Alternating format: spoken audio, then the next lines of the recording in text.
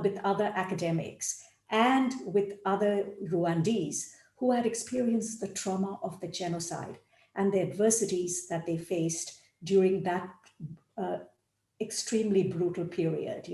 But I found that the young people also had a unique resilience that overcame their trauma. For 10 years, between 2003 and 2012, I did a lot of research work in East Timor, now also known as Timor-Leste. This was a tiny country, which is an island nation on the northern tip of Australia. And again, here I found a people who are resilient in spite of conflict, in spite of the adversities of their life. And this is one of my publications about rebuilding education and health in the post-conflict transitional nation of Timor-Leste. In Australia, I work on a number of projects with refugees and migrants, young people and women especially. And one of the things that we do is to work with participatory approaches and to work with peer mentoring. And this is something that comes up and which research is showing to be very beneficial to youth mental health or mental health in general. So currently we're undertaking a program called Empower, where we're looking at peer mentoring of refugees. And we just completed another participatory project, which was called Photo Voice, where people were given cameras to capture their lives as they resettled in Western Australia. And the power of images is captured in the form of a traveling exhibition. Now, coming to COVID, what we have found is, this is just a little bit that it was, many of you all would know about this, that on 11th of March 2020, COVID-19 was declared a pandemic. On 4th of February 2020, there were only 176 cases worldwide.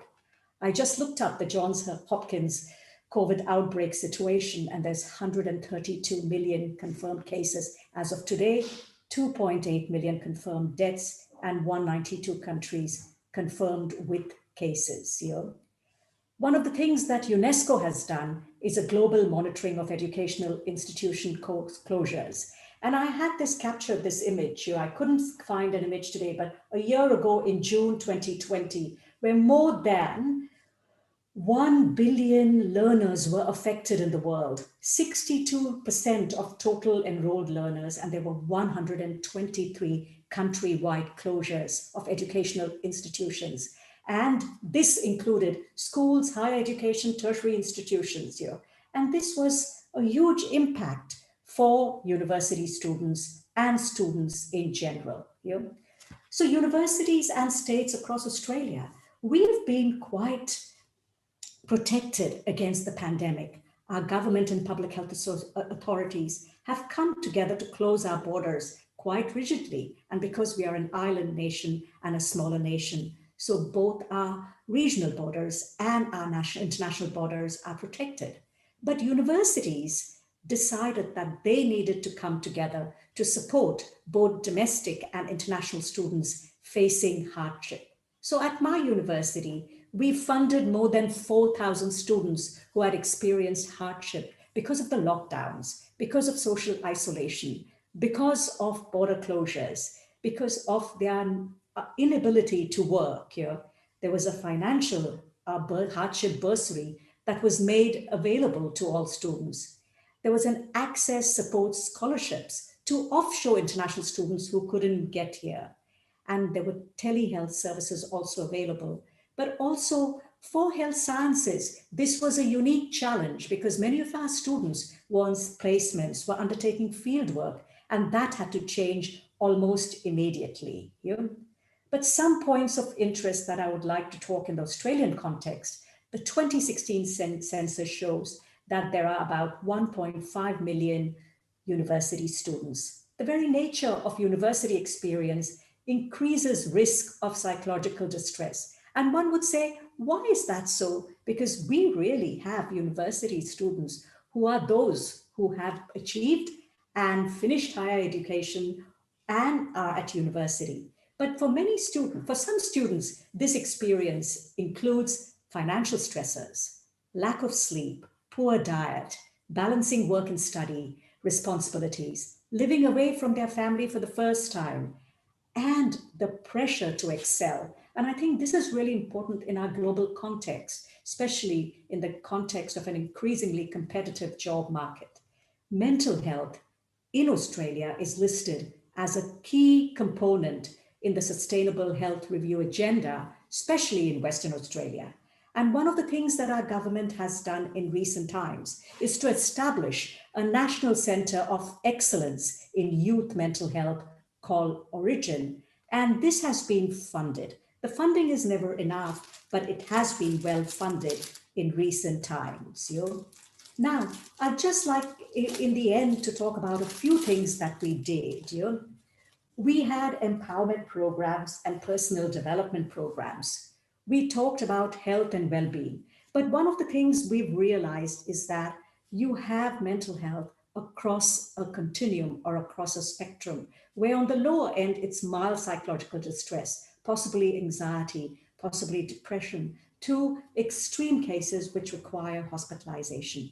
But what we found is that students required multi-dimensional support, where there was counseling, where if they needed hospitalization, when they actually came out of hospital, there was support and living accommodation and some financial support. And in all of this, we require to increase our knowledge and our learning so that the evidence base continues to grow. It's really important to have social connections and relationships. And in this respect, the national program has commenced called Are You OK?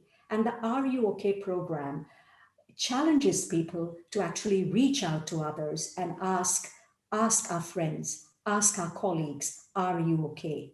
The other thing that was really good for me was working with community organizations. And coming from an from an Indian background, I worked with the Indian Society of Western Australia to support Indian students who were quite distressed during COVID. And we supported them with vouchers to buy groceries. Those who needed accommodation were allowed to do so. We applied for funding to the Office of Multicultural Interests. And here, the multi-sectoral funding helped us to have a joint approach. And this is where there was a recognition of mental health and a recognition of higher education service delivery. And there's also a need to create and support partnership. So what do we require? We require strong policies and programs. And I'd like to end by saying that university student mental health is everyone's responsibility. And we need to recognize that universities are settings for early intervention and prevention, where we can work with our academic staff, our counseling staff, our support staff, and our student guilds to provide a better environment to support student mental health. Thank you very much. I'll stop here, Nalini.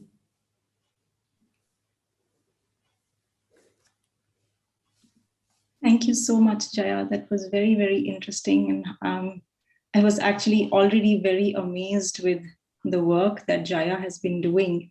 When we had our preparatory meeting with our panel before a couple of days ago, it's also very, very amazing that there is so much support at the political level in Western Australia to get these kind of programs rolling.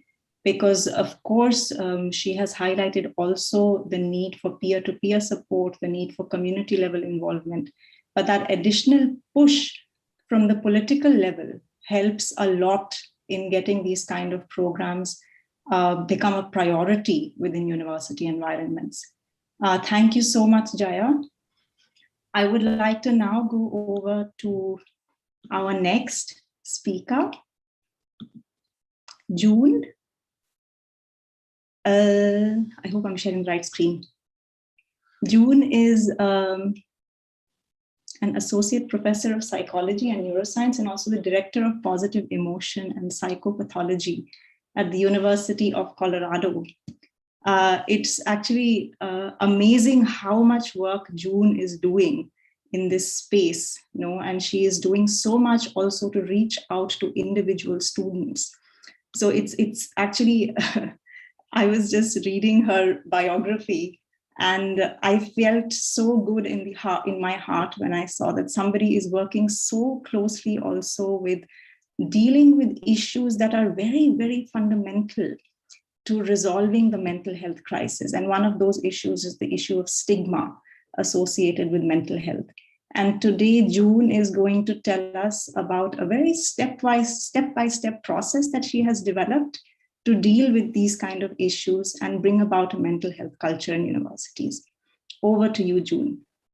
Thank you so much for such a kind introduction. I'm really looking forward to sharing some of the work that my students and I have done and just broader ideas and aims for a path forward to begin to tackle student emotional well-being, both during and beyond COVID. I'll share my slides right now and we can get going. All right. Oh, whoops, it just stopped it. Give me 1 sec. I don't know exactly what happened there, but I'll just get it up again. 1 second.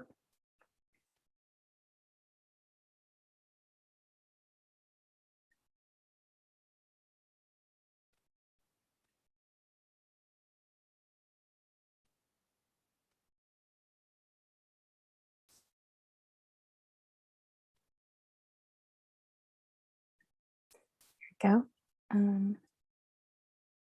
All right, we'll make sure that Keynote cooperates this time around. Okay, so, all right. Can everyone see that okay? Excellent. Okay. So as I mentioned, we'll be talking today about student emotional well-being during and beyond COVID, because I think a lot of the insights and lessons that we're garnering from this really translate to a world beyond COVID as well, and kind of bring to mind the things we should be keeping in mind when we're thinking about the mental health of our young adults. Brief roadmap, as I know this is a brief talk, I just want to briefly start out by reinforcing what's been said today, which is the landscape of student mental health, briefly touch on the impact of COVID on an already really vulnerable mental health foundation that students were encountering before COVID, and then spend most of our time today thinking in big pictures about a path forward. So if we think about student mental health, one of the things that I was always fascinated about when it came to mental health among many college-aged adults who often overlap with this developmental lifespan period we call emerging adulthood, roughly between ages 18 and 25, is that it represents what I think of as a really complex duality of both resilience and risk. So we know when it comes to resilience that many emerging adults who are also college students have a really profound time in their lives where they are experiencing a sense of growth in their sense of self, their sense of agency and autonomy. And when we think of it from a cognitive neuroscience perspective, really there's this beautiful maturation in our brain, in the way we think, in the way we, juggle information. So it's this really profound time in life where we become who we are. A lot of our developmental capacities really come online. But at the same time, there's an unprecedented amount of risk when it comes to mental health. So these were some statistics from the National Alliance for Mental Illness pre-COVID, which I used to share on our campus community to really underscore the really staggering rates of mental health challenges before COVID. For example, we saw that students would report 1 in 3 prolonged periods of depression, so feeling depressed or down for most of the day, nearly every day. Half of students were rating their mental health below average or poor, engaging in abnormally reckless behavior that could threaten their safety or that of their peers, and really having startlingly high rates of suicidal thoughts. And then, as we're in the midst of trying to tackle this mental health crisis among students, COVID hit, right? And, there are a lot of popular press releases about this. This was one headline that I think summed up a lot of the concerns many of us had, which was that the coronavirus pandemic seemed to literally pose a stressor on already stressed college students who are already contending with a lot and sort of elevating rates of anxiety and depression. My colleague and I, John Rottenberg, who's a depression researcher, felt that this was a time to really call to action. What we argued in this article was flattening the mental health curve, As much as we needed to pay attention to the physical health curve and viral infection, we have another parallel wave that has been emerging and is going to continue to grow for some time, which is really the rate of serious and costly mental distress, and that we must really think about tackling this mental health curve as the next big coronavirus challenge. So with this sort of landscape of mental health vulnerability, what's a path forward? What can we begin to do? And I thought I would outline this in terms of 4 broad domains to get us thinking and talking, whether we are a parent of a student, whether we are a teacher or instructor, whether we are a student on campus. I work a lot with students conducting some of the research I'll tell you about today. I think no matter who we are and where we are, I think we can all join together and really connect with addressing student mental health during COVID. And as I mentioned, ways that we can enact lasting change beyond COVID as well. And as Nalini mentioned, one of the first things that I think is so critical is destigmatizing mental illness. We are seeing rates of mental health on the rise, and this is an opportunity for us to open conversation about normalizing the experience of whether it be depression, anxiety, substance use. In my research lab, we study severe mental illness in the kind of spectrum of bipolar disorder and schizophrenia, which often have their age of onset during the college years. This is an opportunity for all of us to really think about how we talk about mental health and to change that narrative, to use COVID as a catalyst to really change how we think about mental health. I show you this book by Steve Hinshaw, who's a professor at UC Berkeley, because it's a book I now use in my classes with students. I teach courses on mental health and mental illness, and rather than simply teach people about what mental illness is, I teach them about the history behind how we've treated people with mental illness and how we can really change our mindset and cultivate compassion. So this book, The Mark of Shame, gives a really elegant history and sort of why mental illness came to be stigmatized, and importantly begins to chart a way forward. And in this vein, I was teaching this book last fall while I was teaching, during the pandemic, teaching remotely on Zoom, and really found that this was powerful for students to know that mental illness is common and we can change the way we approach it now and beyond. One of the most important ways, I think, in addressing stigma around mental illness is changing literally how we talk about it. We've done some projects, and my students have, is destigmatizing the language we use around mental illness. So rather than labeling someone as, for example, schizophrenic, or that person is so OCD or so borderline, to really step back and think about these words and how they may be in our vernacular, and we may not even realize that they are labeling people and they are degrading them. So we've done some work in just literally thinking about the words we use around talking about mental illness. Also, in terms of changing how we talk about mental illness, is to normalize mental distress, to literally put faces and names and real human people behind the face of mental illness. And that's what I want to share with you. Just a brief project that I launched last fall in the midst of all of this, and feeling that the status quo of how we were going about addressing mental health in the field of psychology wasn't enough. So last fall, I began to conduct a series of interviews with people who are public figures for destigmatizing mental illness. Temple Grandin, a wonderful public figure for the face of autism, or Kay Jamison for bipolar disorder. In addition to a handful of scholars in our field who conduct some of the really leading science around mental illness, was to do a brief interview series with them and to put it up and make it freely available for everyone else. This is a freely available online course you can audit called #TalkMentalIllness. And what I wanted to do was to just show you a 1-minute preview of it. And just, if it's something you're interested, to feel free to share with your students or family or anyone else, with really the hope that we can begin to change how we talk about mental illness, what we know, and how we approach it. So I'll get that going. So here's a brief video, and just let me know if you have any issues with the audio, Nalini or anyone else, but I'll get it going. I'm June Gruber, a clinical psychologist, professor, and educator at the University of Colorado Boulder, and director of this unique Talk Mental Illness series. Like so many of my colleagues, I was unprepared for the wave of mental health challenges that would face our society in 2020. From COVID-19 and the devastating economic impacts of the pandemic to racial justice protests and widespread natural disasters, our current societal moment presents unprecedented mental health concerns. For this reason, I created the Talk Mental Illness Expert Interview Series. You'll have the opportunity to hear from over 30 experts in mental health, spanning different domains in psychology and neuroscience research and practice, as well as award-winning public figures and leaders. I've curated these interviews about mental illness into 5 core themes.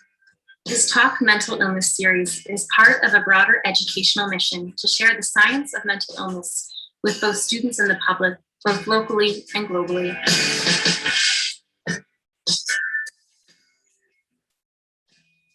So if you're interested, I'm happy to send around this link. It's free to audit. You can just go on Coursera and look for Talk Mental Illness. It just launched a few weeks ago, so I'm always happy to hear people's feedback, and hopefully the interviews are of interest to people out there. I've also put the interviews up freely on YouTube as well, if you want to just go into YouTube and search for Talk Mental Illness with that hashtag in front. I think the second important piece of this is to engage students with science. So on my campus at the University of Colorado Boulder, we really felt that in order to better understand mental health of students, we needed to engage them. We needed to ask them to tell us how they're doing. So this is a study we've been started in my lab in Colorado, but we've been expanding it with the real goal of asking students to tell us how they're feeling, because truly that's the only way we're going to begin to have a better pulse on the mental health of students on campus. And students themselves simply knowing that people are doing this research, I think, is showing them that we care and that we want to understand it and ultimately improve. So we have a project that's been ongoing, the Emerge project. We actually started it before COVID, and then unexpectedly COVID hit, and we tried to use this as an opportunity and responsibility to be tracking these students during COVID as well and beyond. So we've been now doing this over time longitudinally. We have 4 big pieces we've been trying to tackle, looking at different domains of mental health, as I mentioned, from depression and substance use to anxiety, to psychosis, looking at things like social networks and connection, which was abruptly shifted for students and all of us, but especially during this period when social connections are so important, to have them suddenly abruptly shifted. We're looking at decision-making and also domains of happiness and emotion regulation. We've been, over the past year, expanding this internationally at a global level, but really feeling like we could do so much more. We've reached out to some of our collaborators who've administered these same remote-based surveys at different institutions in the US and Canada, as well as the UK, India, and Australia, but really feeling like we would love to expand this much further because we have a lot to learn from students all over the world. We're working on next steps, and if you're interested in supporting any of this work, our university has a webpage you can go to, and you're welcome to donate to support paying our student participants or any of the students involved in helping run this research. But I think the take-home message here is just to learn about campus mental health, you need to reach out to the students and have them tell you what they feel, and to really think of this as a universal experience students are enduring across the world. Lastly, the last couple of briefer aims are just thinking about empowering our students with science-based strategies. So there's the science of happiness, and we're so lucky we have Emma here today, who's really one of the leading experts. But I often think of this as like, these are tools and evidence-based approaches that we need to be distributing and sharing widely, because we may think as humans, we know what makes us happy, and sometimes we're right, but sometimes we're wrong. Right? And I think importantly, science can begin to give us some answers. There are, a host of free courses available, and Emma has done an amazing work too of doing a lot of public outreach on this. But there's courses just as the Greater Good Science Center, for example, and there's many other courses and podcasts and just resources available that can really disseminate these strategies to the world at large. And I'll let Emma speak more, but I just want to say, I think it's really important to not only address mental health and think about disseminating treatments, but also be able to share freely our insights and what we know about the science of well-being and happiness. June, can I request you to close? Yeah, this is my last section. So the last is cultivating kindness. So we need to be supporting our students. We need to be, as instructors and all of us, advocating for their mental health, helping them stay connected, and being flexible when possible. So if you act as if what you do makes a difference, it certainly can and does. Thank you. Thank you so much, June. It is indeed amazing to see that it's such a comprehensive approach that you've designed and developed, and also to see that it's research-backed. And it's nice that you've already given us a little bit of an introduction to our next speaker. And I do hope you can stay with us, June. I know you're very busy at home, because I'm sure the audience will have a lot of questions about your four-pronged approach. And also maybe our other panelists, like especially Annalise, can help you to further develop that program, because she has also designed some very practical tools that can help accomplish the 4 goals that you have. It's pretty fascinating how the panel is coming together. So, but over to Emma. I would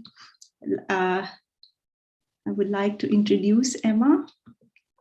Emma is an amazing person. I've known her a few years now, and her dedication to mental health, whether it be for war veterans or students, is incredible.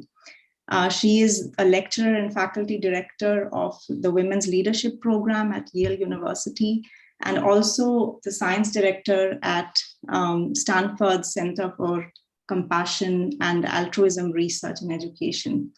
Emma is going to talk to us today about why it is necessary for universities to have in-house resilience building programs, because it's perhaps not just enough, like we also saw from June, to have just one in-house psychologist that is managing the whole huge storm of cases that are now coming on us now. So over to you, Emma. Yeah, it's nice, wonderful to be here, and Jaya and June, so inspiring to hear you and all of the wonderful insights you've been sharing. So I got interested in mental health as a graduate student. I was at Stanford doing my PhD, and I was just enjoying being on this most amazing campus. And that first year, there were 3 suicides on the campus, and it just broke my heart. I couldn't understand, how can we be in this incredible place, and yet there's so much unhappiness. And that really got me thinking and trying to figure out ways that we can improve student well-being. And as June has mentioned, as Jaya mentioned, there are some huge mental health problems that students are facing right now. And actually in the last decade, there's been a steep decline. This is pre-COVID, steep decline to the point that campuses are overwhelmed. Counselors are not meeting the needs. Psychiatric services are not able to take in everyone that needs help. It's a real crisis. And, I always think, you can't keep adding psychological services. You also need to help boost resilience. There are, of course, some mental health issues where you're going to need psychiatric services, but there may be many that can be prevented by teaching tools and strategies that can help students to help themselves. And so that's really what I've been thinking about. And the other thing as well is that a lot of times, when students are in that real high state of stress, they don't actually reach their full potential. We know from research, and June mentioned this a little bit earlier, is that when people are in a state of well-being, when they are thriving, or when they are not in a state of high anxiety, high depression, which we're seeing right now, they actually are more innovative, more creative, which is the number one sought after trait for incoming employees, for CEOs across the world, across industries. Number one thing you want is creativity, innovation. That happens when people are in a relaxed state of mind, not when they're incredibly stressed.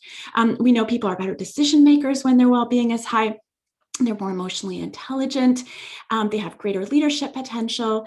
They're better communicators. I mean, the list goes on. Pretty much all of the things that we want to create success in life. And so I think communicating that message too to students, and why taking care of their well-being is important. Because one thing we've seen on campus, for example, at Yale, we did a number of surveys, and really we saw that students tend to not think that their well-being is important for their success. So they're less likely to do, if they learn a resilience practice, they're less likely to do it because they believe that their success sort of depends on that stress and anxiety. So that's a message also that we've been trying to sort of sort of change. So Mrinali asked me in particular to talk about some studies that we ran with students at Yale recently. And I'm going to share my slides here and actually just jump back to some real basic science about emotion regulation. So before, as I do that, I just want to, for you to think for yourself, sort of what have you learned about managing your emotions growing up?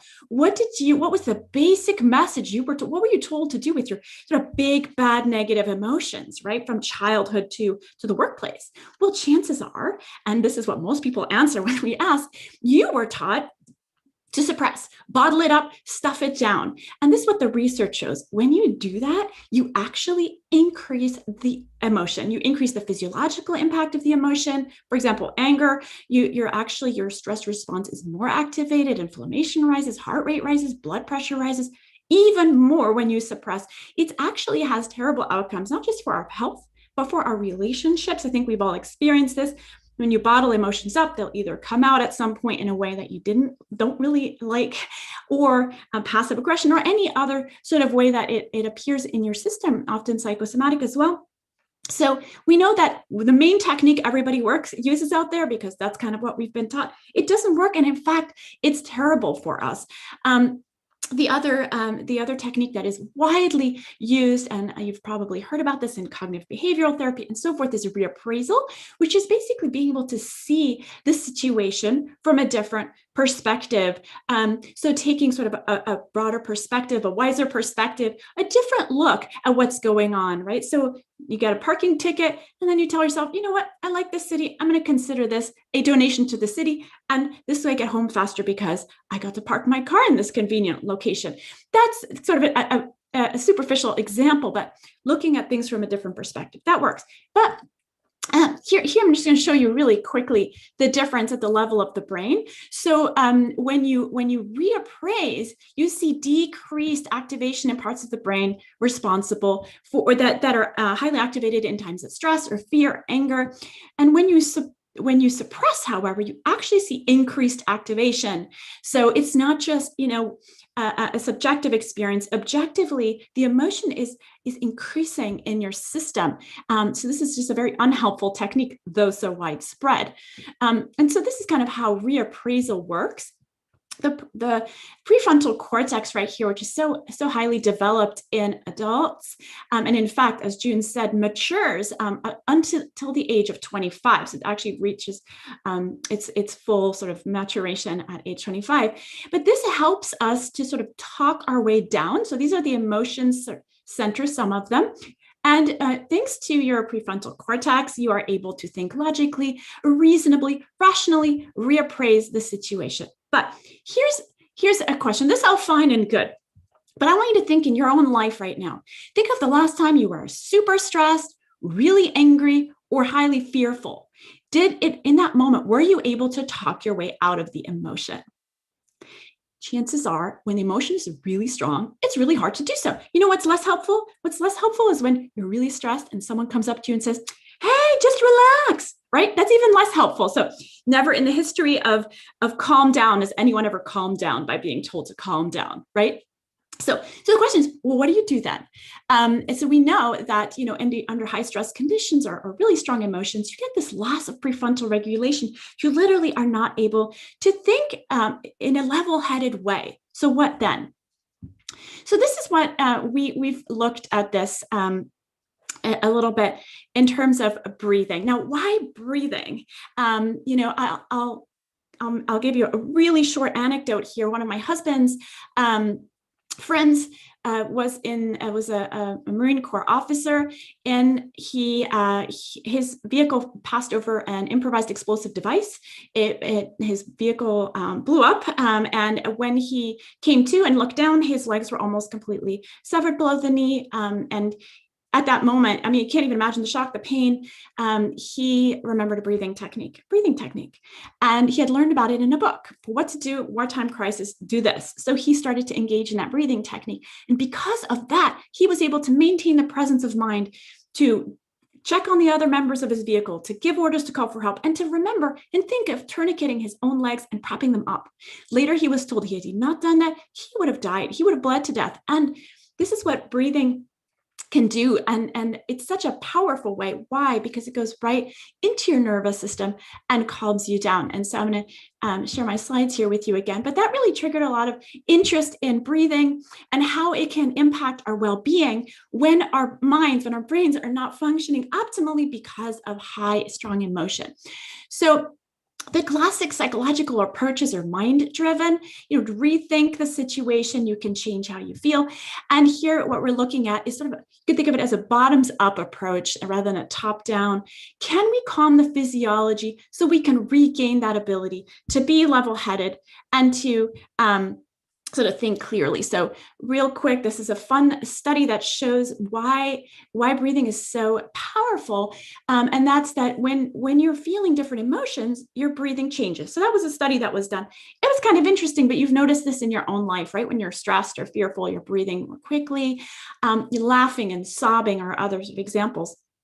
But the more interesting part of this study, the one I really find so fascinating, is that when you give people instructions to breathe in the way that corresponds to the emotion, they start to feel the emotion. Do you see that? It's like a two-way street. Your emotions change your breathing, but your breathing can actually change how you feel. This is powerful because, as I was saying earlier, we sometimes don't have access to those logic, rational thinking abilities because of our emotions. Can we calm our physiology to regain access? So briefly, I ran a study with veterans with trauma. They came back from Iraq and Afghanistan with combat trauma. Many of them had been through traditional psychological services and had not seen much change. And this is actually sadly the case for many veterans with trauma, that 50% of those who actually go through treatment don't see any effect whatsoever. And so we actually engaged in we had them learn a breathing practice, which actually Annalise I'm so happy she's on our panel because she could tell us more about that.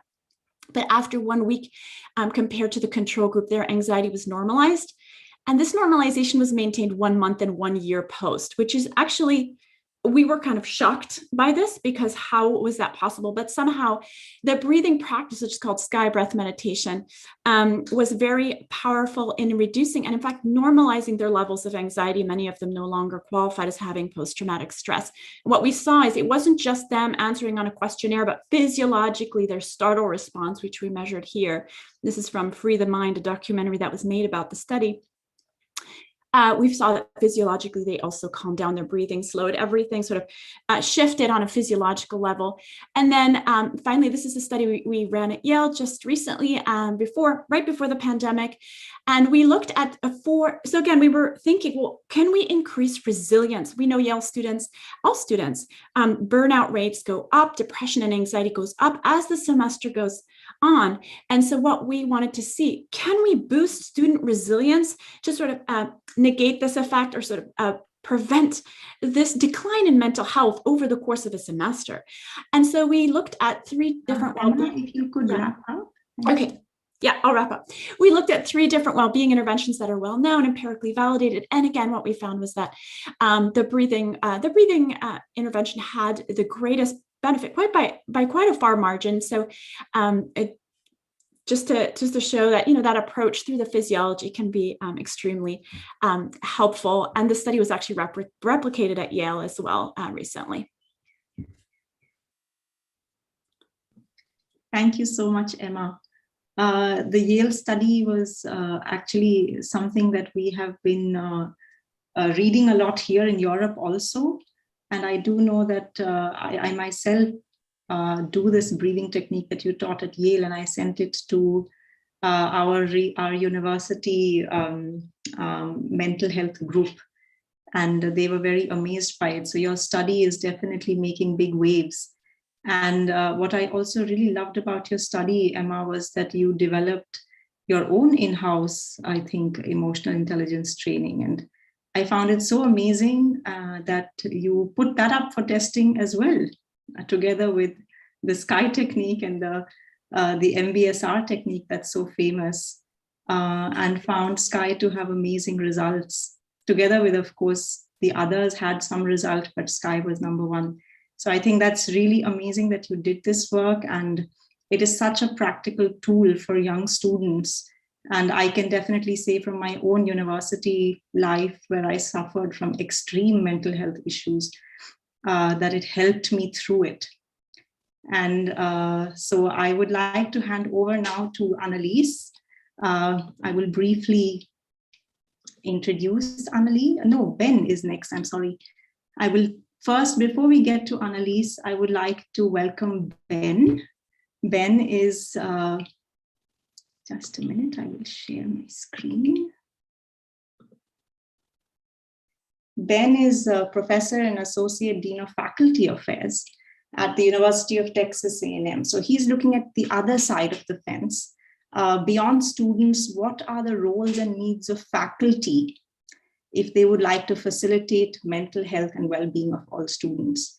So Ben has worked a lot with designing and implementing faculty well-being programs as well as faculty training programs. So his insights into what can the faculty do or how can we help the faculty help themselves and students is very valuable. So over to you, Ben.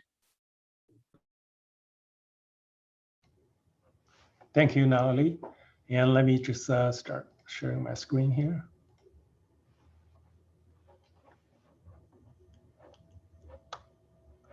Can you see my screen? Yes, we can see it. Okay, great, thank you. First, I'm not an expert on student mental health and well-being, but I'm a faculty member, so I'm working with many students. Usually in the spring semester, I teach a small graduate course, but in the fall, I teach a large introductory ecology class. We have up to 500 students. So yeah, I've been doing that for 25 years, so I really see many of the changes in the student. And in the recent years, I've been working with Annalise and others, mostly working on some of these mindfulness and mental and meditation for faculty members. And we had quite a bit of conversation about students as well, how this influenced students. So it become, in my mind, it's quite clear that if we want to help many of the students, faculty should have an important role to play. Okay, so to start, as other speakers mentioned earlier, and there's a really significant mental health kind of crisis among our students. So this is a challenge. And also thinking about how we can have faculty helping a student is also a challenge, because most of the faculty member, for example, myself, I'm an ecologist. So as a scientist, I did not have any training in, say, psychological health in those domains. And so although we are at the front line interacting with students, but most of us lack training to recognize the signs of mental distress. And also we don't know when and how to refer and encourage the student to seek mental health help and care and so on. And again, this is a challenge, but also it's an opportunity, because if we can help faculty member to help students, there's quite a bit of potential here. So one of the potential solutions when you think about it would be faculty development programs, basically provide training to faculty members about how to recognize these the student in distress, and also how to appropriately refer them to the right care, right? And there on campus, there are these kind of programs. But as many of you who engage in faculty development work, it's really challenging to get faculty member to engage, to participate, because faculty members usually, they are very busy, they're in high stress themselves, there's many demands on them, and especially they are experts in certain area. When you ask them to do things that's outside their expertise area, usually it's uncomfortable. So it's really a challenge. We need to think about how can we more effectively encourage faculty to participate in these programs, so they can learn about these. And as mentioned earlier, this is not only for their students, this is really good for faculty members themselves as well. But there's an even greater challenge. So if we think about beyond those students really kind of significantly in distress, as Emma and others mentioned earlier, how we really think about prevention. So, in the direction to think about how we can promote mental health and well-being for all students. There's a recent U.S. National Academy's report and the social science article here. They really argue that promoting student mental health requires more than a well-functioning counseling center. It's really everybody's responsibility, as Jaya mentioned earlier. And they also made a statement that institutions need to change their culture and perception from seeing their role as dealing only with the severe or acute mental health episodes to promoting the mental health and well-being of all students. Again, in this setting, faculty can and need to play an essential role in this effort because we interact with students so much. And in this challenge and opportunity, really is how we can reach our students. And as other speaker mentioned, there's many other ways by professionals, by staff, and by community and so on. Again, then what I like to ask you to think about, what's the potential role of faculty? How can we help faculty members developing understanding and skills to support the mental health and well-being of students and, by the way, themselves? So again, I'm not an expert. I really, one of my motivation coming here is to hear more potential solutions that we can use in faculty development to help faculty members to better help themselves and students. But here are a couple of thoughts. So if we think about student distress, and a good part of that is coming from their academic side of things, academic performance and all the pressures and that. So there's much we can think about, and actually there's a bit of research done on that as well. So we can use those evidence to help faculty members to develop knowledge and skills to create a first inclusive and healthy learning environment.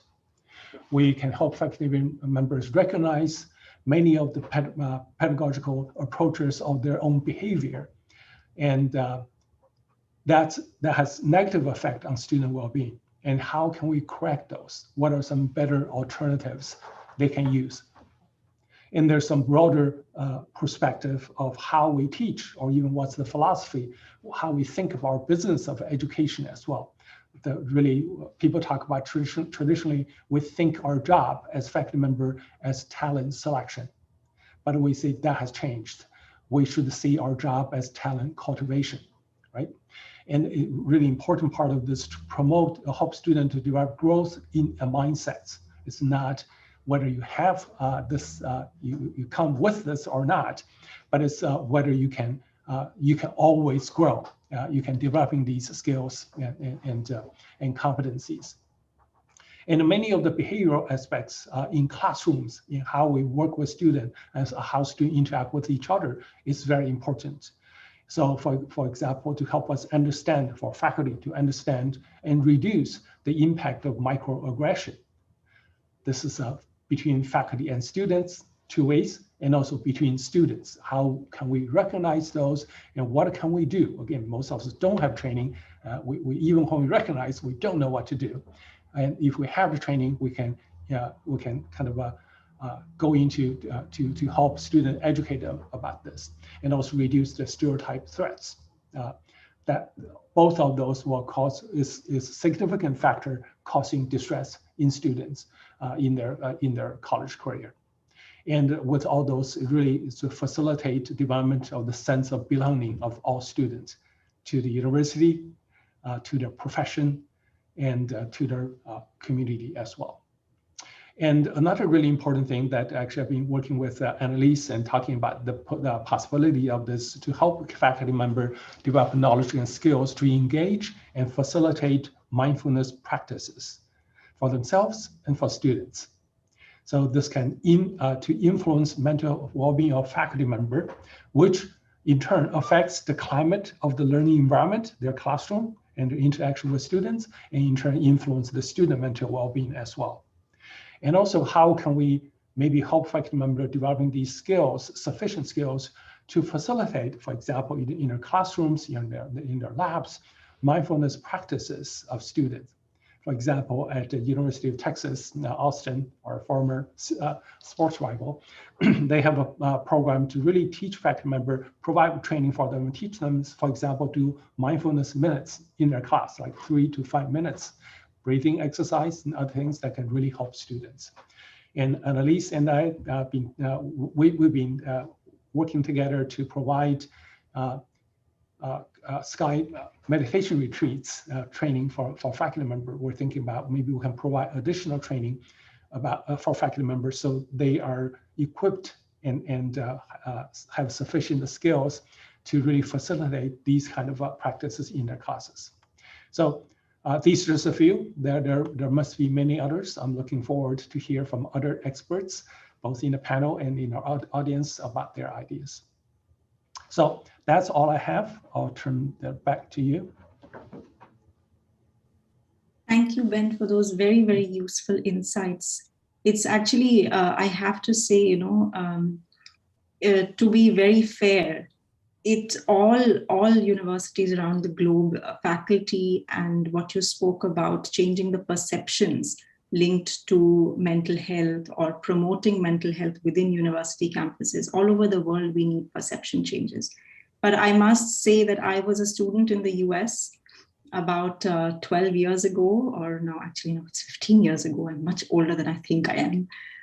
And when I was in the university, because as a student, I benefited so much from these mindfulness techniques I had learned, I recommended it to the Dean of Student Affairs in my university. And there was such a positive reception. She said, yes, why not? Let's do it.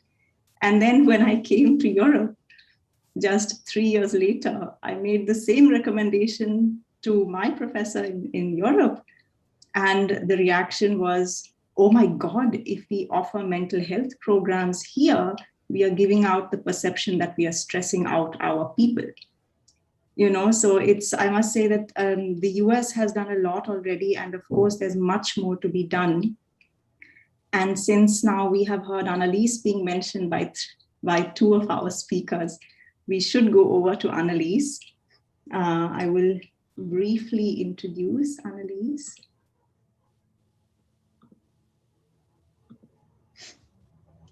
Annalise is an incredible person. She has been teaching very practical breathwork and meditation techniques for over 20 years with the Art of Living Foundation, with the International Association for Human Values. And she has brought these mindfulness and breathing techniques, which are all evidence-based, to more than 70 universities across the US. And now she's also supporting this in Europe.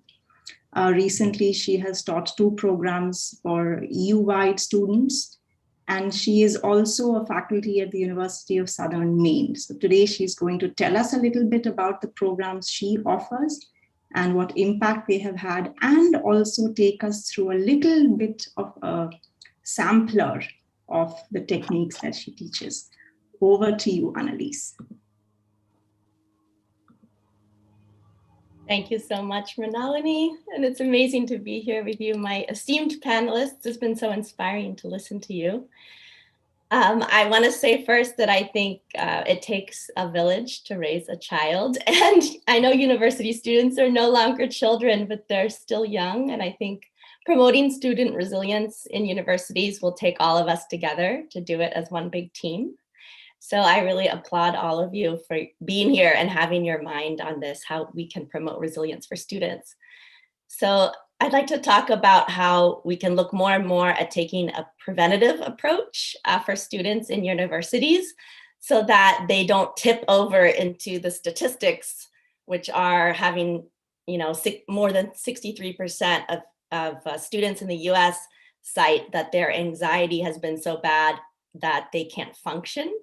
And more than 40% of students in the US, through surveys across university students, say that their depression has been so debilitating that they haven't been able to get out of bed or do their academics. So we all know that the mental health crisis, or the mental health of students, seems to be declining more and more. And I think that calls for us to really insert preventative approaches before it even gets that bad. Like, I love what Ben is sharing about maybe even putting it into the classroom, having faculty be trained in just how to insert very small snippets of techniques that are very practical that students can use. So through my own experience, we started a program called Sky Campus Happiness. We wanted to look at well-being on a holistic level. It's the happiness and well-being of the individual. It's not just fixing a mental health problem, but making the individual thrive. And we designed this program out of Sri Sri Ravi Shankar's programs through the Art of Living Foundation. And I personally took that in 1999 when I was a college student age, but I was already into my professional dancing career. And when I learned this program and these really powerful breathing practices, sky breath meditation, I had horrible stage anxiety. Imagine I'm on the stage of the Metropolitan Opera performing 5 nights a week and feeling sick to my stomach 5 days a week because I had so much stage anxiety. And I took yoga classes, I tried all kinds of meditation, and it was only until I experienced these really powerful breathing practices that I realized you can manage your anxiety. And in fact, it can really be rooted out of your system. It can be trained out of your system if you know how to use the right techniques to calm the system and change the stress response that we all have.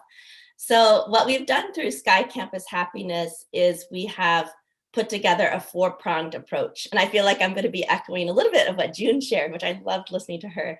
We find that each individual is different, and some people need more of one thing, some people need more of another thing. You can't just have a one-stop shop solution. So we put together a 4-pronged approach that are all empirically validated methods to increase well-being in students. So of course, the first one has already been mentioned a lot, which are breathing practices, evidence-based breathwork practices, and meditation. And the second approach that we incorporate in our program is something that we're all craving right now, which is social connection. And I think most of us know that aside from food and water, we are social creatures and we need social connection. It's as basic as food and water.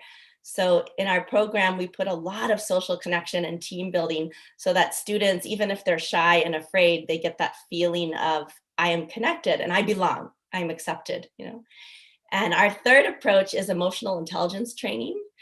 We realize the intellect also has to experience well-being, and with some emotional intelligence training, we tend to become more empathetic. We understand the viewpoints of others. We tend to become more inclusive or feel more accepted, and we have more of a sense of compassion instead of anger and irritation. So we do emotional intelligence training in our program also.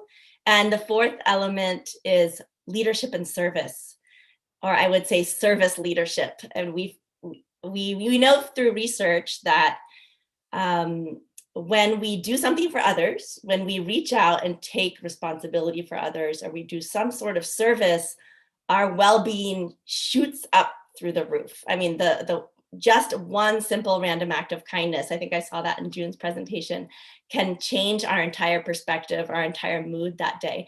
So we, once we take care of students' stress levels through the breath work and meditation, we deeply encourage them and run them through exercises of how can you help others? How can you take care of someone else besides yourself? And we realize this is like the second level of boosting mental health and making students resilient, because they realize they have more capacity than just taking care of themselves and their own academics. They can also take care of others.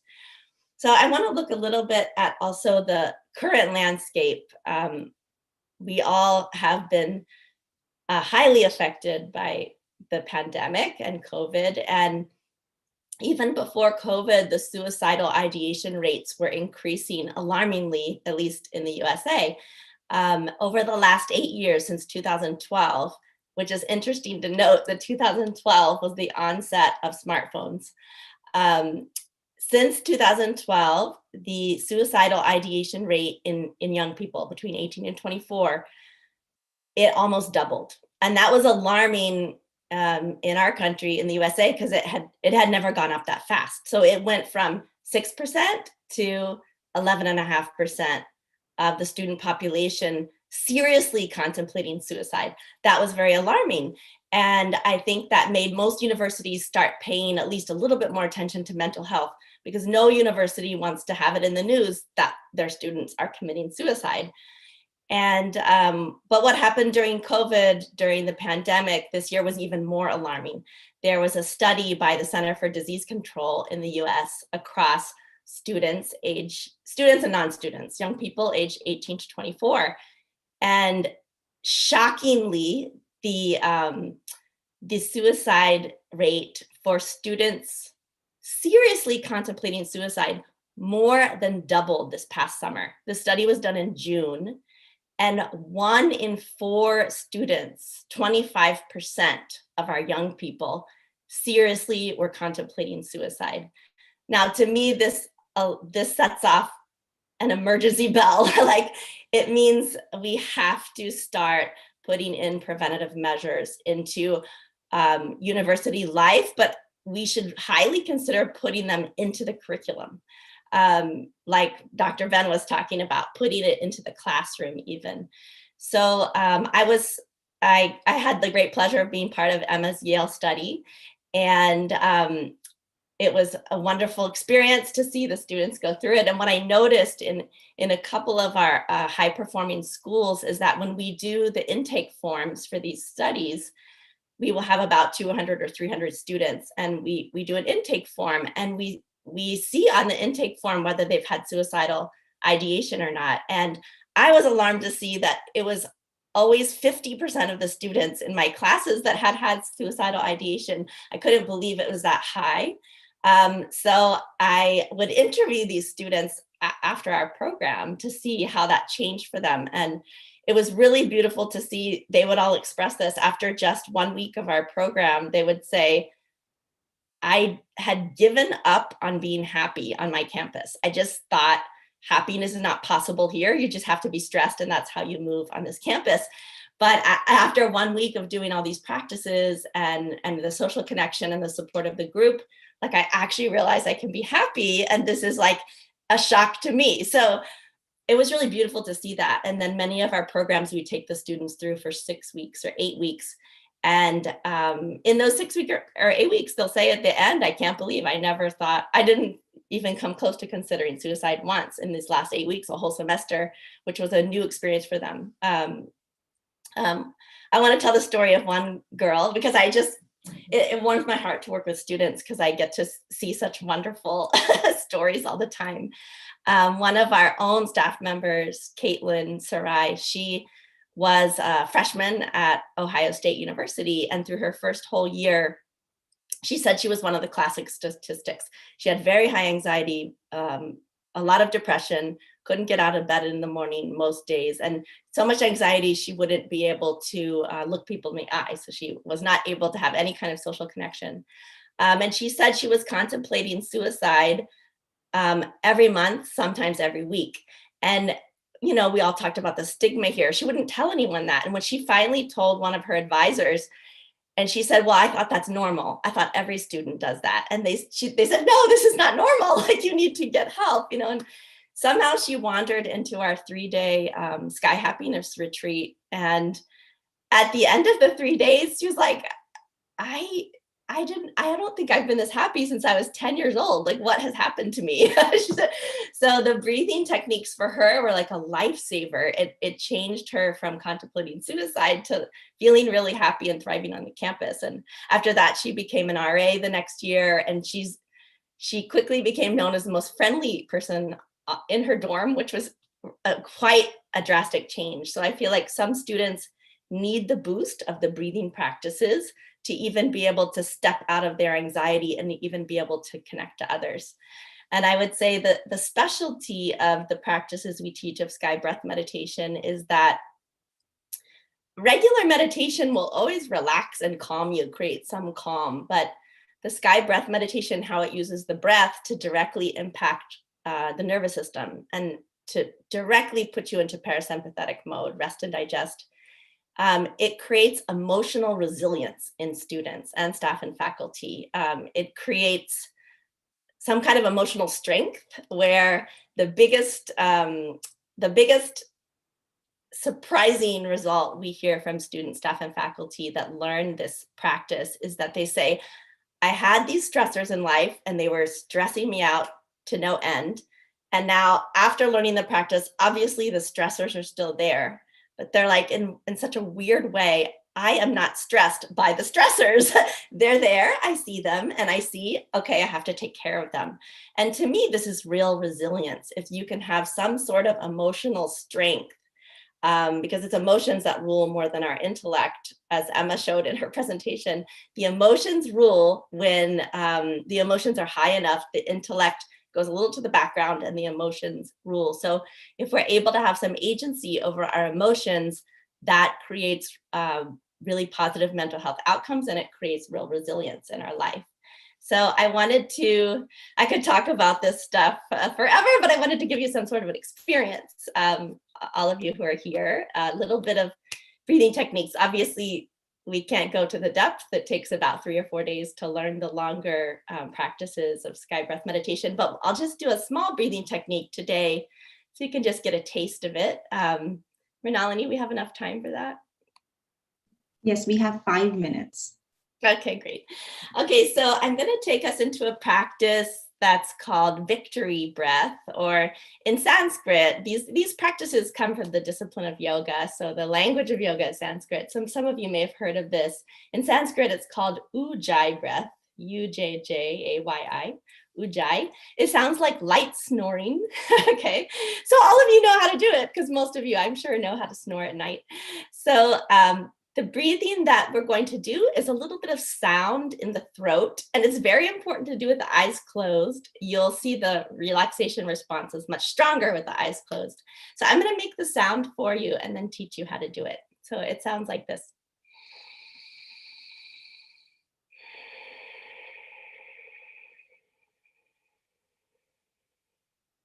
Can you all hear that? Maybe it sounds a little bit like the ocean to you.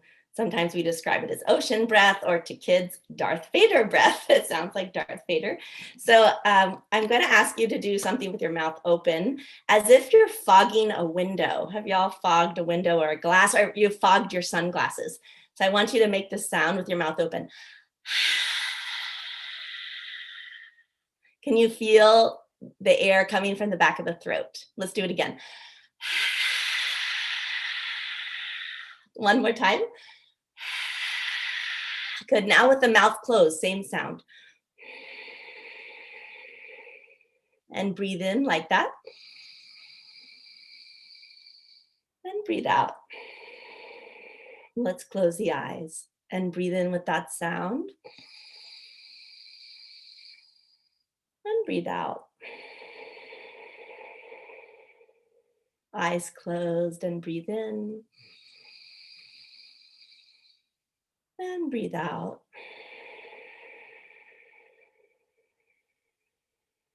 Keep the sound coming in the throat, breathing in. And breathing out.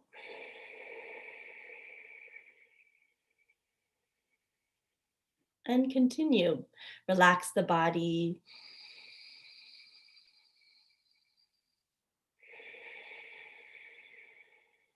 And breathe from the back of the throat.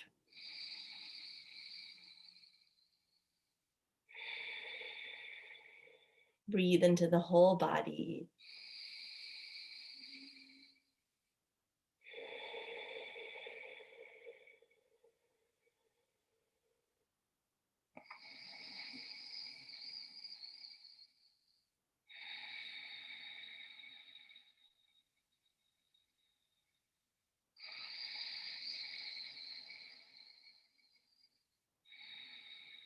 A few more breaths like this with the sound, like a light snore.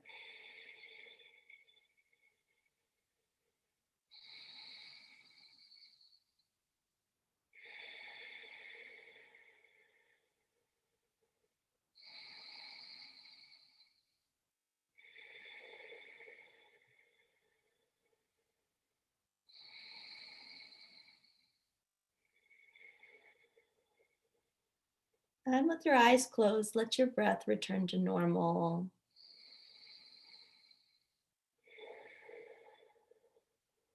Now relax the breath. Keep the eyes closed and take a moment to observe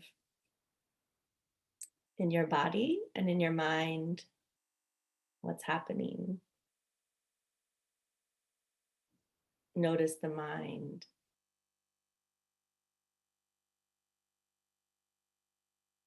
And let the body relax, the toes and feet and legs, knees and thighs.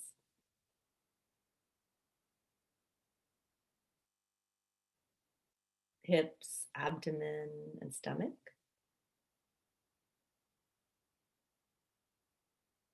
The chest, the eyes closed. Take your attention to your shoulders, right arm and hand, left arm and hand, the throat and the neck, the head, the face, eyes, nose, and lips, the whole body. Feel the weight of your body.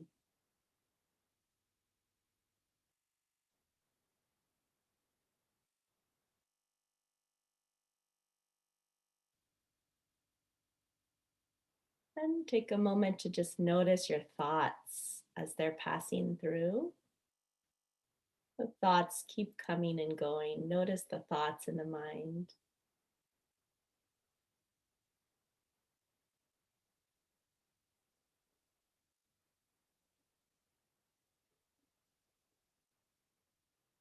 And just being okay with the thoughts, letting them be there.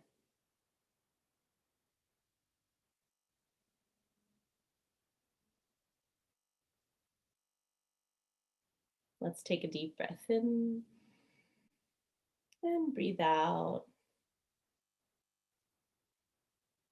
A long, deep breath in and breathe out.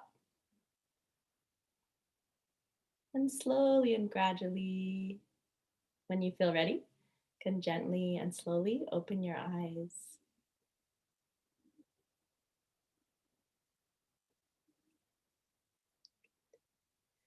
Did you notice the sense of calm with that breathing that just kind of wafts over you? So this is one of the most simple and easy techniques to practice, but it immediately affects the vagus nerve. And our vagus nerve is like the lead nerve. It sends the messages to all the other nerves in the body. And when our vagal tone increases, it's associated with higher well-being, even higher immune system function when the vagal tone is increased.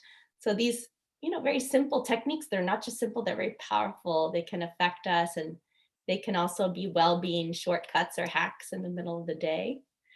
So I think we all need to look at all these different ways we can insert really effective well-being practices into the university life for students and staff and faculty who are taking on the well-being of the students. So I really applaud again our panel for all the amazing thoughts and perspectives, and may we all bring greater well-being to university life, and may we make education become a venture into well-being and academic success. So thank you so much. Thank you so much, Annalise. That was really like a wave of calm that came over. And I don't know if anybody noticed, but Annalise speaks like a scientist, just like Emma and June, and she is a ballerina by training. It's amazing. It's actually what I've read in the science is that when we do these kind of techniques that Annalise is talking about, our ability to understand and deal with very complex issues, it improves, and it becomes easier. And we can see that in action in Annalise, from ballet dancer to scientist. It's pretty fascinating. So, but we are getting a lot of very, very good questions. I will request our tech hosts to please spotlight all of the panelists, and I will start reading the questions, hopefully in the order that they were coming in. So we have I believe this is a concerned mother. Maybe, I don't know if that's, I can do it, Patrick. Okay.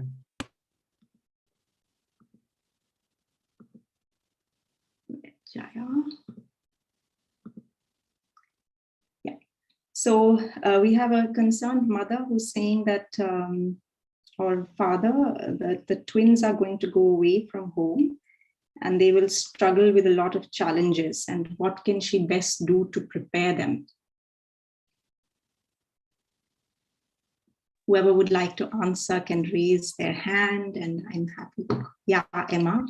Well, I think, like we were mentioning earlier, a number of us said, giving them resilience building tools now, having them take some classes. They've learned a lot academically. What have they learned about how to take care of themselves? What have they learned about how to take care of their own mind and their own sort of well-being, their spirit? So taking classes like Annalise's, the one that we researched, or any other or additional classes that could be useful in providing tools and techniques. Yes, indeed. That's a great idea. Thank you, Emma. Then should I go on to the next question?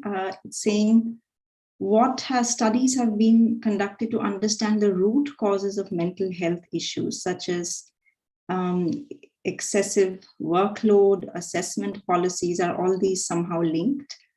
And also, are there examples of centers of excellence on adjustments made to grading policies, which have resulted in a supportive environment for students? I think this is a student asking a question on very technical things or practical things that are triggers for stress. Maybe anyone who, Emma? Yeah, sure. I don't want to hog the conversation, but we do know that stress is a trigger. Big stressors are triggers for mental health, for developing mental health issues. And some of them are inevitable, like COVID was an inevitable stress. We all went through it, but that is often a trigger. So again, giving tools to sort of help manage that on a day-to-day basis to try and prevent it from getting too high would be really useful. Great. And then we have, actually, I think this is something Annalise should also talk about, because, as far as I have seen in my life, we will always have, if not exams, then some other triggers of stress, no? And it's very important to build that resilience, which is what this panel is about. No? How can we build resilience? Because we cannot control our external atmospheres all the time. We have to have internal tools that can help us deal with all of the stresses and challenges that life is inevitably going to throw at us. So it's that's again very important. That's why we are so eager to find concrete solutions to build student resilience in your student life and beyond. So it's amazing, everything. So starting with Jaya's presentation on, of course, external things have to be managed. That is so important. That's why we started with Jaya's talk, and there's so much talk also at the international level on how can we change the exam system so that it's actually supporting human development, and it's not making you go into that rote-based learning, which is so non-creative, But beyond that, since we can't change everything overnight, how can we change things within ourselves? This is very, very much needed to think about. We have another question on why. So first, this person is thanking the panelists and saying, while competition is an important aspect of improving our abilities, how can we foster a more collaborative approach to learning in universities? Maybe something for Ben. Well, I can probably say a little bit about that. So there are much we can do as faculty members. If we think about what's the ultimate goal for student learning, what do we want them to know, to be able to do when they finish the class, to walk out of university?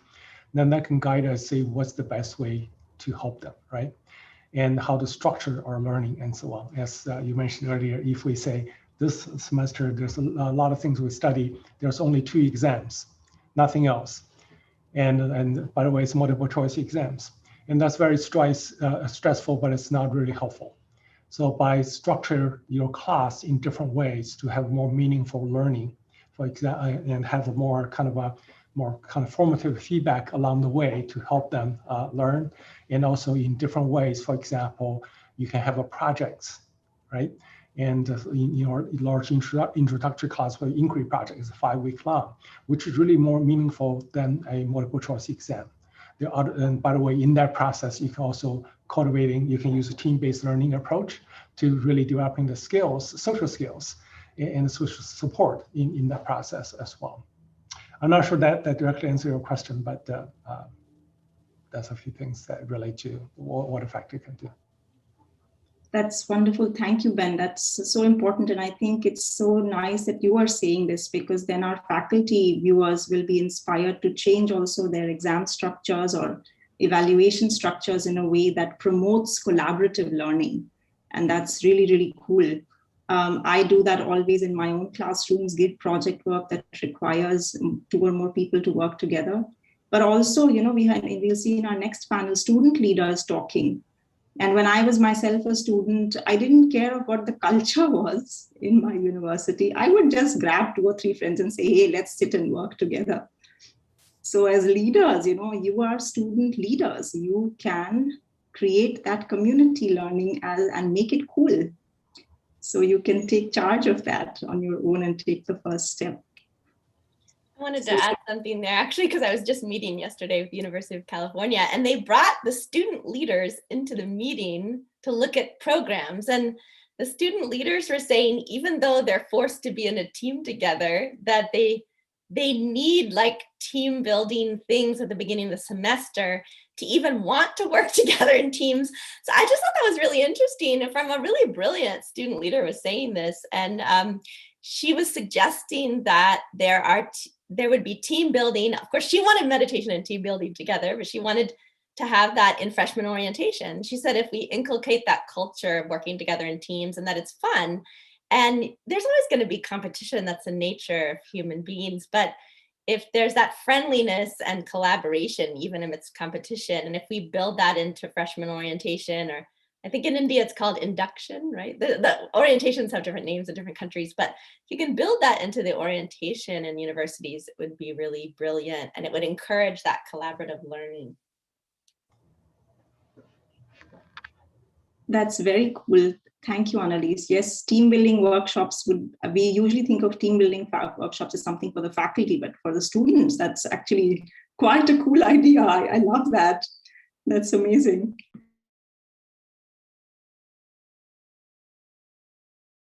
I have one more question. I think we have time to, there's somebody's asking, who can we contact to bring mindfulness Sky courses to universities? I think maybe I'll put I can put you in touch with Annalise separately, maybe.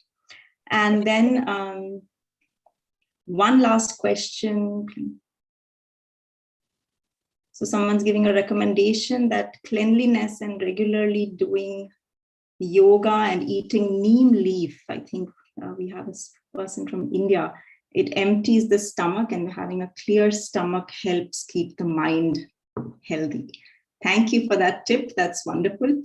I would also like to acknowledge the presence actually of my mother in the audience.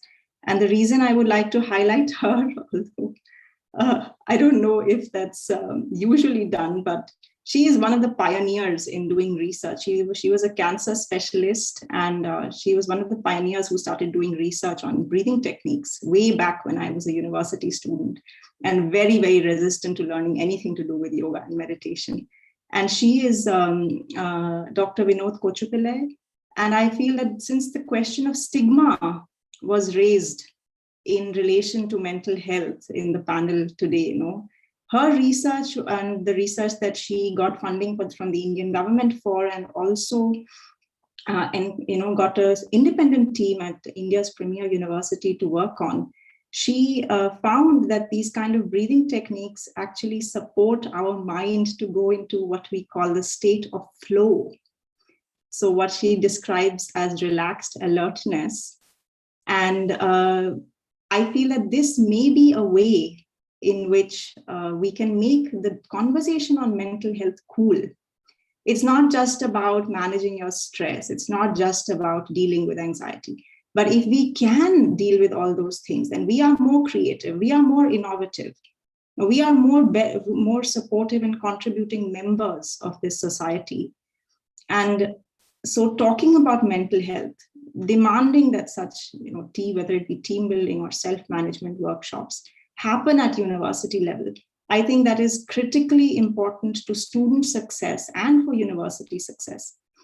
And on that note, I will close this panel, but we have another student panel, and I would like to also say we have Dr. Gangadharan, who is the president or one of the presidents of the National Medical Commission of India, a very, very amazing person he's also a senior psychologist who will be giving a keynote talk. So please do stay. We'll take a short break to onboard our student speakers and Dr. Gangadhar.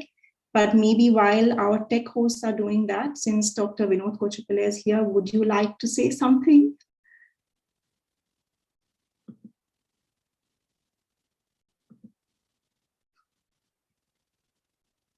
We need to unmute. We can't hear you.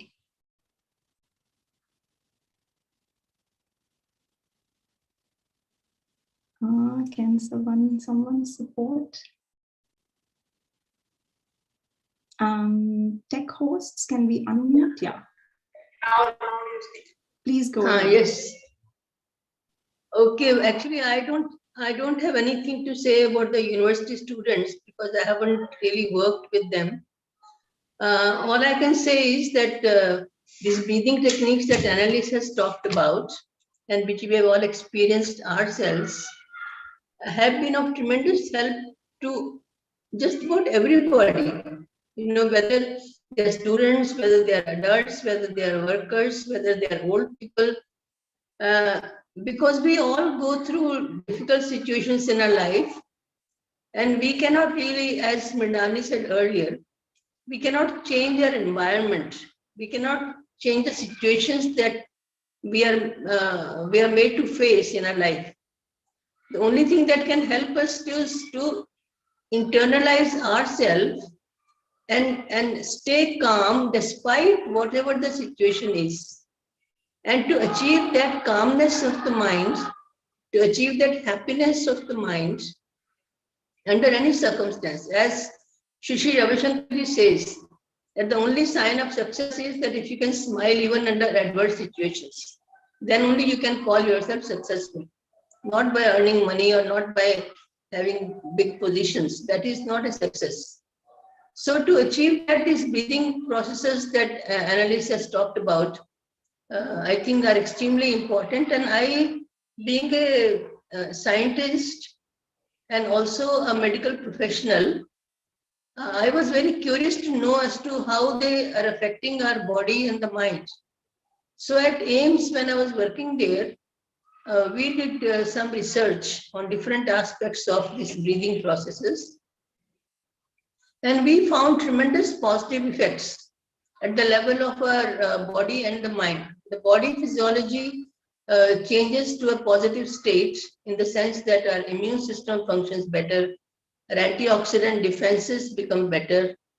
And then also at the genetic level, we found that positive changes even at the genetic level, that all the positive immunoglobulins, that genes that we have, their expression improves. And all the negative genes, their expression goes down, which makes us being healthier, even even during COVID, for instance, I hardly ever wore masks and other things, but fortunately so far, I have not had any such infection. That is not to say that one should not wear mask. I'm not saying that. But what I'm saying is that the immune system does improve by doing these breathing processes, and it helps us to prevent specifically virus infections, and also cancer.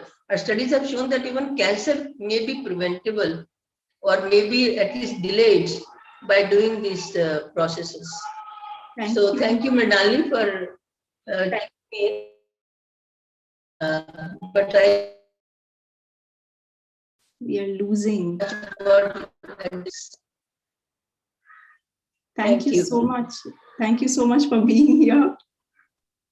And it's always, it's always a challenge for me to invite my own mother to a panel, because I feel like it's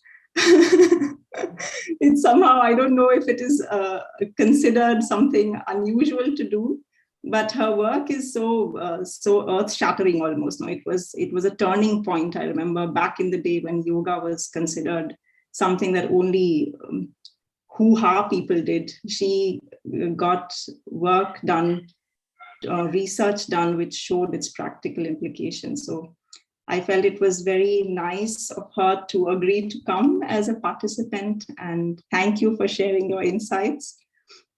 We have a short break. Our tech hosts have shared a link where you can jump into a mindfulness refresher that's going on in parallel. Can that be reshared, Patrick? And in the meantime, we will set up for our student panelists, and please do stay with us because we have an amazing keynote speech and an amazing panel with students from all over the world who are sharing their pandemic hacks with us. So we'll tune together again in 7 minutes.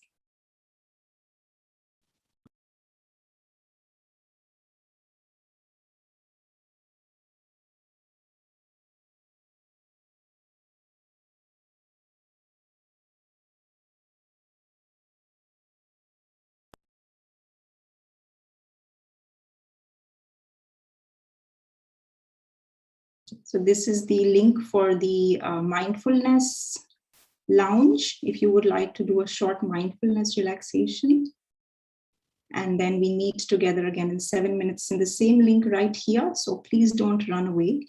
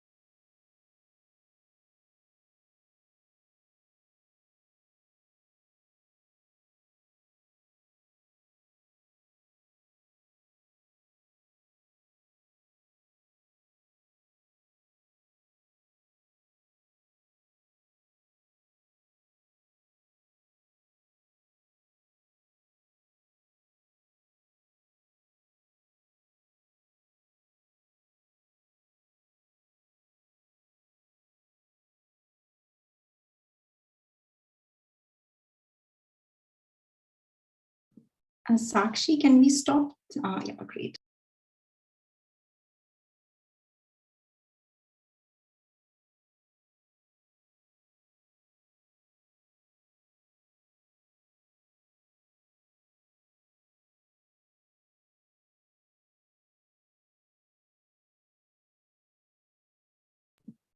Professor Gangadhar is already here. If our tech hosts can please rename him. I will rename him, actually. You can rename him.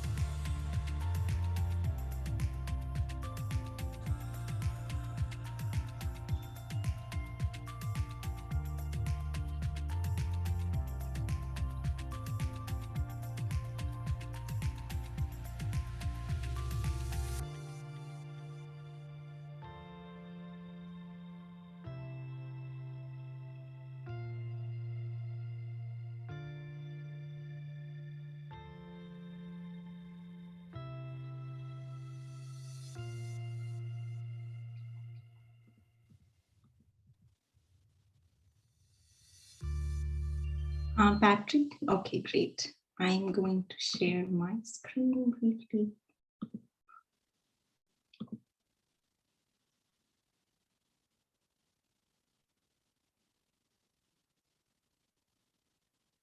Are we live, Patrick? Yes, we all the time live. All right, excellent. So we can start slowly, although we have 1 minute more, or actually we're exactly on time. A very warm welcome back to everyone. We have now the second, and I believe the coolest panel of the World Forum for Ethics in Businesses conference on changing paradigms in a pandemic world, and that is our student panel. You know, I have to say that I so respect and admire these students, because while WFEB announced this advertisement and advertised this competition all over the globe, we actually got entries only from these 12 students. And when I was sent all of these, or I got access to all of these entries, my first thought was only 12 entries? And I was like, maybe we should cancel the competition. No, and then I was like, no, I should see what has come in. And as I watched one video after the other, I was watching these videos at 11 in the night. I felt my energy rising. I felt so inspired that I was up for the next 2 hours doing other stuff. So these are the students who are taking this pandemic not as a problem, but as a challenge.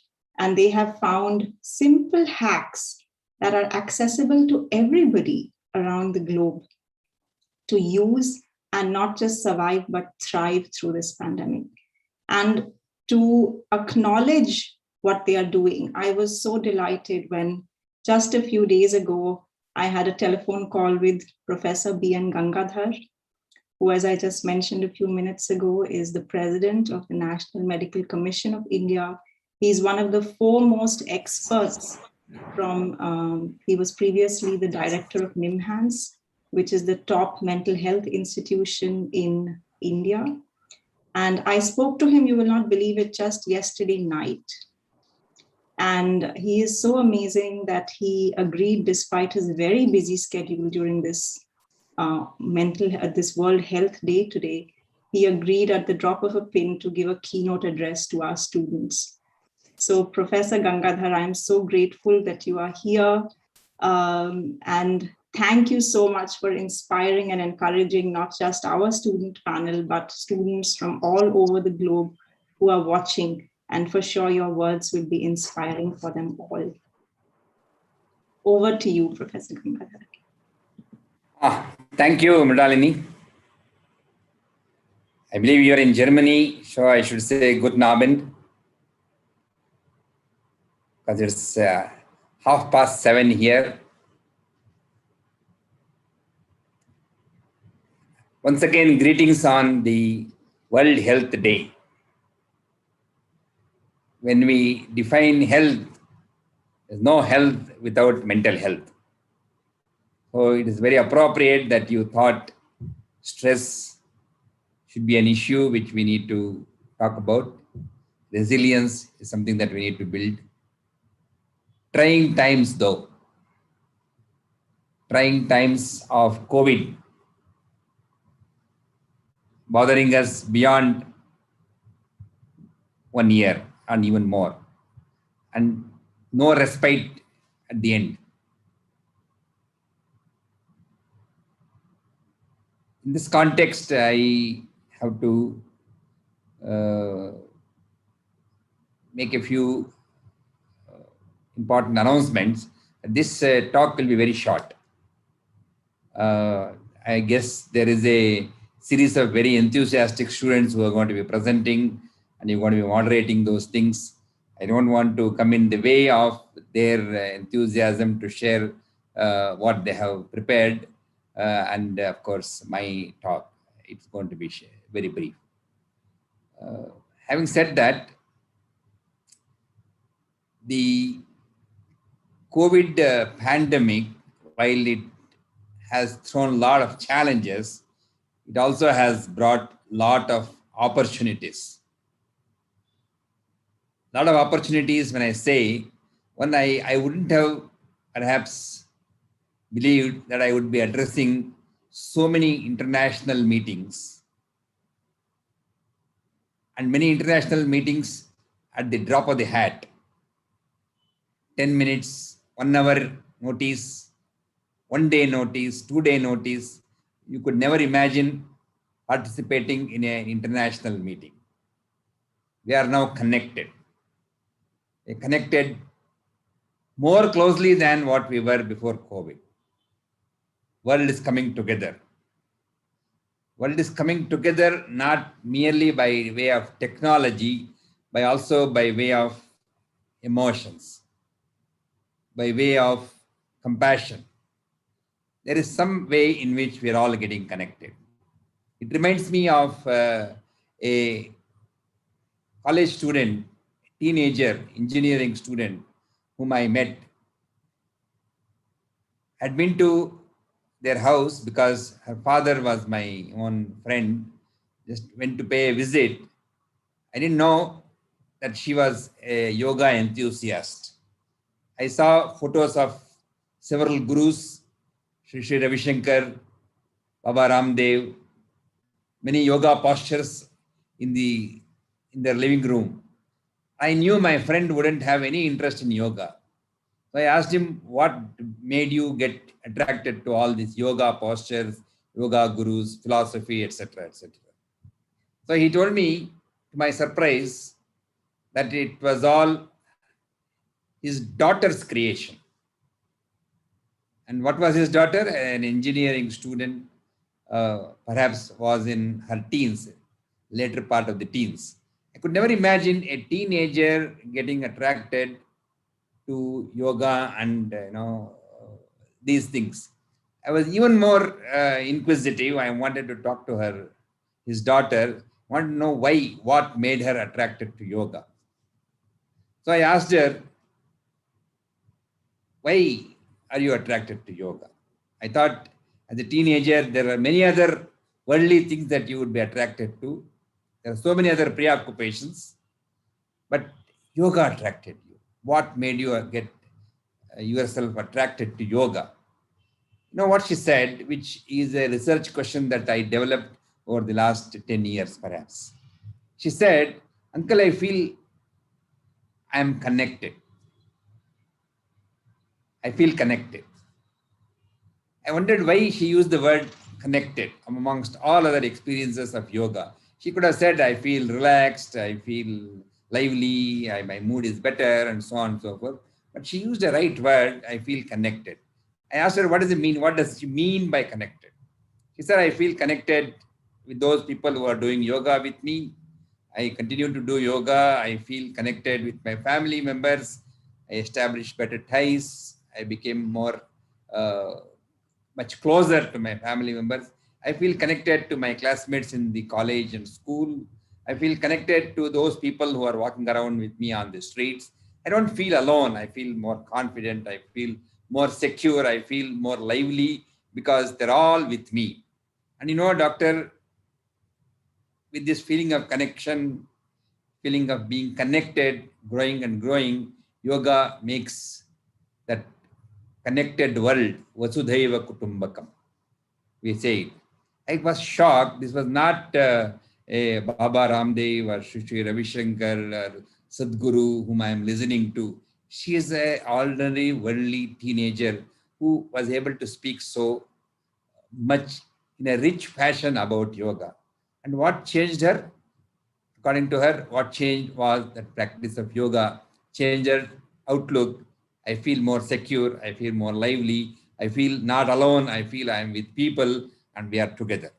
So this experience of connectedness, which yoga induced, made me actually very curious because I am being a psychiatrist, treating people with various illnesses and using yoga for various conditions.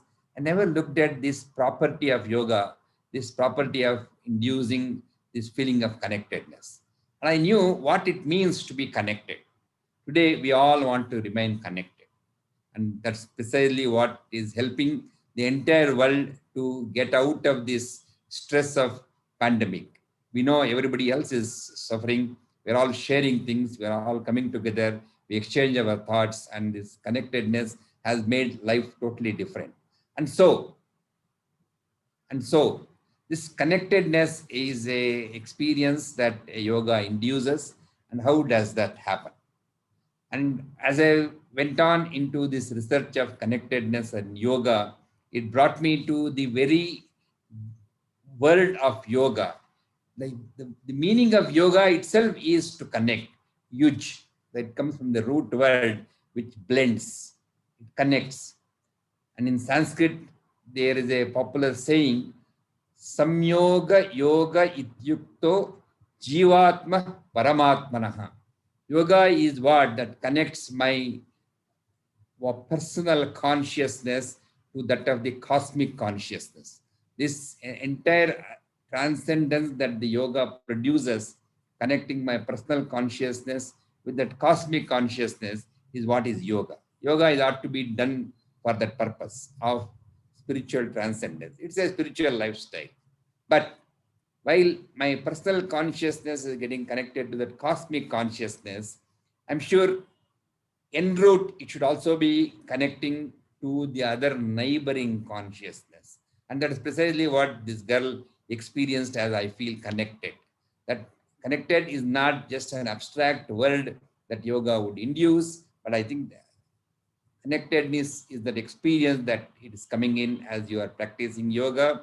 And at some point of time, this connected would expand and expand, Vasudhaiva Kutumbakam, and then beyond that Vasudha, that beyond that universe, to that cosmic consciousness. So connectedness is happening, a transcendence is evolving, is being unfolded in us as we are practicing yoga. And the initial parts of the connectedness is that development of compassion to each other, ability to see myself in others' shoes, ability to see me